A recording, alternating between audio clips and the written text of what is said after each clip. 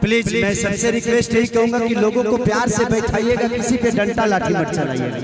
ये मेरी जान है, इनको चोट लगती है तो खेसारी को लगता है, तो प्लीज प्लीज, क्योंकि बड़े प्यारे लोग हैं। ये है तो मैं हूँ, ये नहीं है तो खेसरिया का कोई अस्तित्व नहीं है। आप मेरी जान है। अब आई कैसी हो प्रिया? बहुत अच्छा, वाह।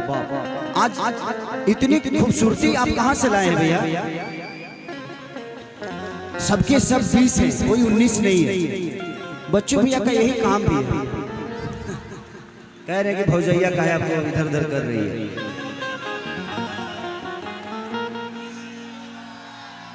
कि तू तो लोज लेके रहा था दोसरा के डेरा में,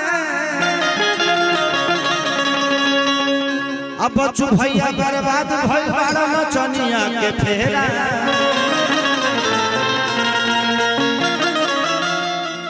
अपने पेन्ह सोना भौजी के पेन्हावता रचानी हो। आहे मंच पर एगो खड़ा गाड़ी तोहरे दीवानी हो। इधर आओ, क्या नाम है आपका? पायल। पायल, ठीक, एक नंबर, बढ़िया। हम कुछ ना बोलो, बोलबे ना करब। हम कुछ बोलो तनी फंस जाता, नहीं विवाद हो जाता है 1 मिनट में हमारा बोली से। हई लोग निमन निमन लोग आइल बा यूट्यूब वाला लोग, हम कुछ बोलो तनी तनी मान का बतिया हटा देता लोग, आ कहीं उल्टा सीधा बोलो तनी तो आधा बतिया हटाओ में लगा देता लोग। व्यू के ना मिली? निमन बात पता व्यू मिली ना, एहू लोग के पता बा। और बाद जाके न्यूज में चलो हमारे बुराई करत रहता। हमें बार एको बाउर बात ना बोलो, तारा लोग के कंटेंट देवे ना करो, सब निमन बोला प्रवचन टाइप के। हम अभी तुरंत 1 दिन पहले धीरेन्द्र शास्त्री बाबा के यहाँ कार्यक्रम करके आए बनी, आई एम संत हो गया, तो इसलिए हर की चाहे पिया जवानी हमर जराई रे गइला। मैं चाहता हूं कि एक बार ऐसा हल्ला करो कि पूरा झारखंड हिल जाए। बहुत प्यारा। आपका नाम? रवीना। नबीना। कभी ना कभी ना रवीना। I am Tandon. 1 2 1 2 3 4।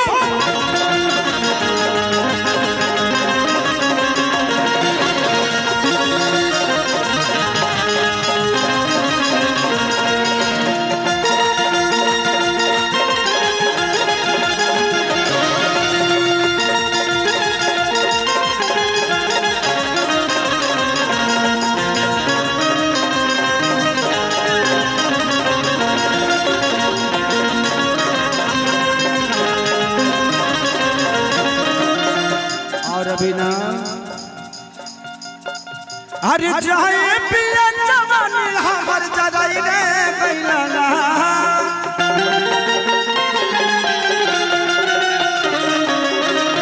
अरे जाए पिया जवानी हमर जराई रे गइला। ध्यान दो, एगो नचनिए करा। अच्छा, कनिया तू ही हो? आपन वाला के ओ माय डॉग कि एगो नचनिए कारा,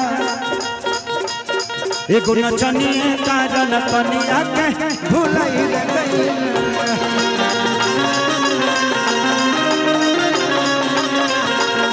एगो नचनिए कारण कनिया के भुलाई रे गइला।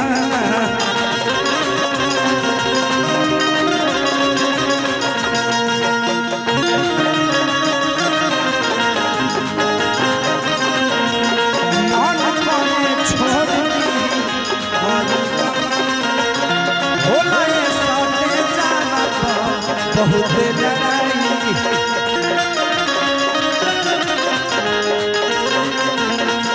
अरे धके कोनो गाता खींच ले ले बातू पता हमर जिंदा जगा देले बा धके कोनो गाता खींच ले ले बातू पता हमर जिंदा जगा देले बा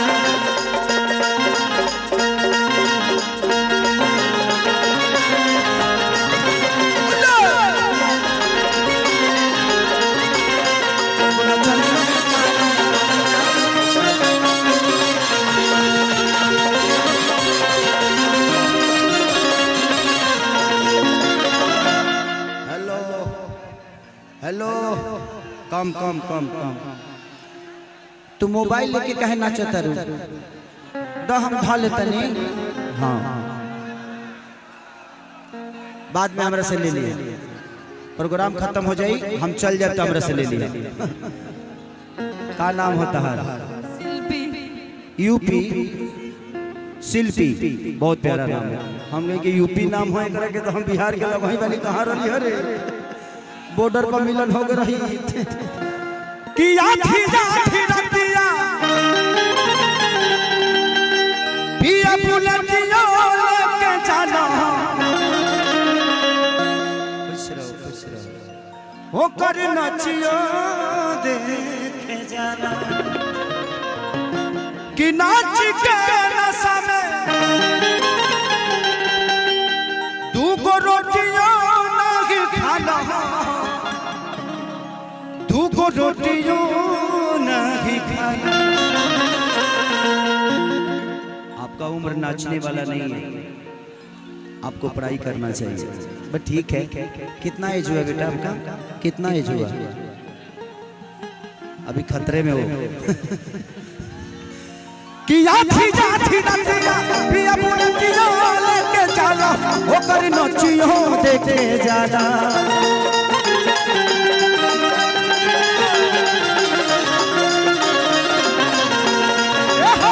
नाच के नशा में दू को रोटियो नहीं खाला दू को रोटियो नहीं खाला।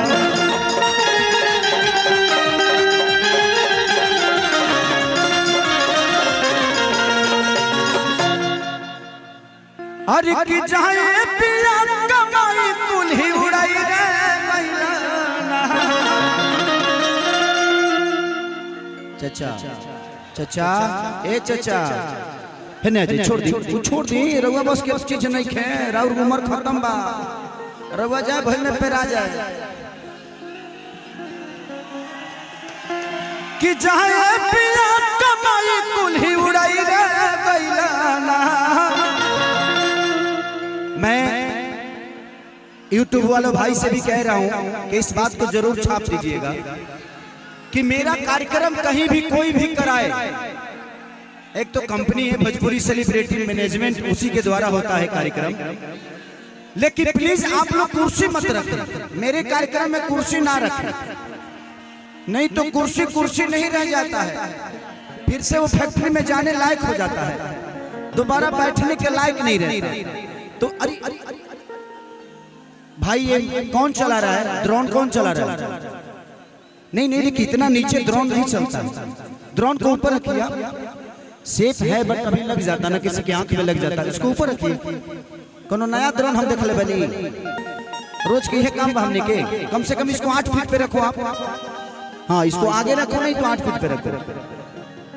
हर की जाए पिया कमाई कुल्ही उड़ाई रे गइलाना हो उड़ाई रे गइलाना एगो नचनिए कारण कनिया के भुलाई रे गइलाना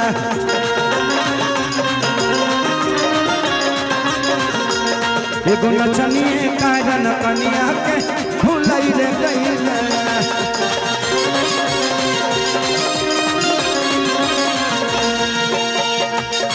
दिल धड़काता